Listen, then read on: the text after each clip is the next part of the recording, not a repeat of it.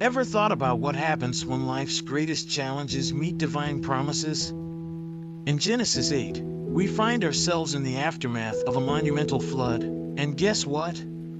It's not just about waters receding and the ark finding dry land. This chapter reveals a heartwarming story of God's promise, a commitment to never again flood the earth, no matter how rocky humanity's path might be. It's like a cosmic reset button, but with a divine twist that guarantees stability and hope, no matter what. Imagine the floodwaters finally retreating, and God stepping in with a vow that's as comforting as it is profound. It's like a promise that, despite the mess we might make of things, there's always a chance for a fresh start. This isn't just a historical tidbit, it's a blueprint for personal renewal and a reminder that even in our own lives, we have the power to embrace change and forge new beginnings.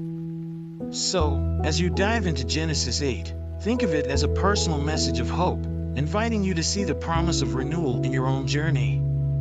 Then, let's read the chapter together. But God remembered Noah and all the wild animals and the livestock that were with him in the ark, and he sent a wind over the earth, and the waters receded. Now the springs of the deep and the floodgates of the heavens had been closed, and the rain had stopped falling from the sky. The water receded steadily from the earth. At the end of the 150 days the water had gone down, and on the 17th day of the 7th month the ark came to rest on the mountains of Ararat. The waters continued to recede until the 10th month, and on the first day of the 10th month the tops of the mountains became visible. After 40 days Noah opened a window he had made in the ark and sent out a raven, and it kept flying back and forth until the water had dried up from the earth.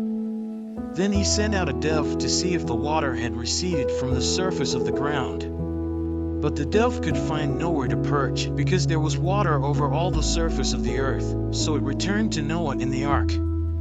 He reached out his hand and took the dove and brought it back to himself in the ark.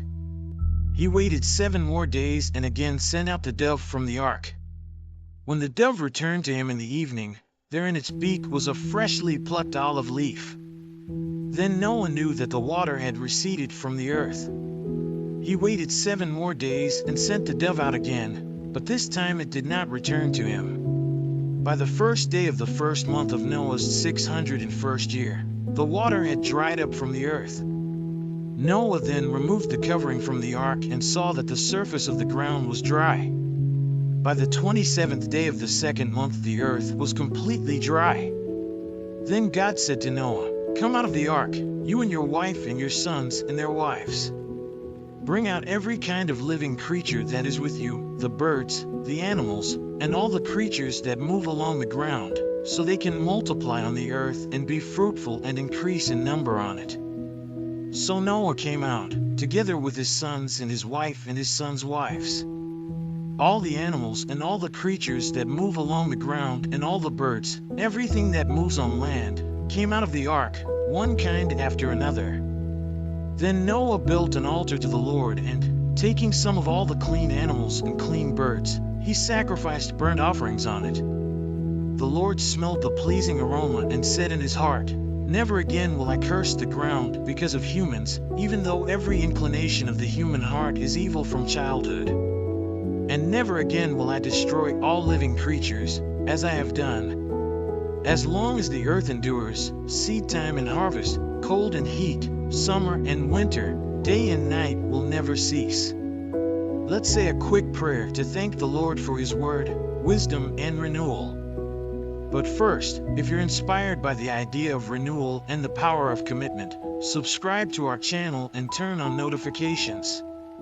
Join us as we continue to explore the timeless wisdom of the Bible and discover how these ancient lessons can transform your life today. Dive deeper, stay curious, and let's embark on this journey of learning and growth together. Hey God, thank you so much for the wisdom and insight we've gained through this study. Your word is a guiding light, and we're truly grateful for the understanding we've received. Please help us to take this knowledge and weave it into the fabric of our daily lives. Grant us the strength and clarity to apply these lessons with grace and purpose. Let your guidance be with us as we strive to live in accordance with your promises and embrace the renewal you offer. Thank you for your unwavering love and support. Amen. As we wrap up our journey through Genesis 8 and the profound covenant God establishes, it's clear that this ancient promise carries lessons that are as relevant today as ever. How can we apply these insights to our own lives? Consider how the themes of renewal and commitment can influence your daily choices. Are there areas in your life that could benefit from a fresh start or a renewed sense of purpose? Embrace the opportunity to make meaningful changes and honor your own commitments, just as the divine covenant reflects a promise of stability and hope. And, as always, don't forget to check the last video and learn more about our restart.